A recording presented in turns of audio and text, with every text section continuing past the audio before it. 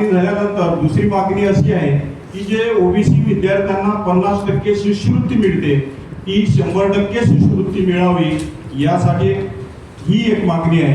त्याचप्रमाणे महाज्योतीला जो निधी महाराष्ट्र शासन भेदभाव करते आहे, सारथीला हजारो कोटी रुपये देतो आणि महाज्योतीला फार कमी निधी देत आहे। आतापर्यंत फक्त 2500 कोटी रुपये निधी दिला। हा भेदभाव न करता समानतेची वागणूक या महाराष्ट्र शासनाने ठेवावी म्हणून महाज्योतीला सुद्धा निधी द्यावा, महामंडळाला भरीव निधी द्यावा ही सुद्धा एक मागणी आहे। आणि ज्या 58 लाख नोंदी काढल्या त्याची त्यावर एक समिती स्थापन करून ते सर्व नोंदी तपासण्यात याव्या की खरोखर त्या कुंभी लोकांनाच मिळाल्या का, ही एक समिती नेमावी यासाठी सुद्धा ही सुद्धा एक मागणी तिथे आहे।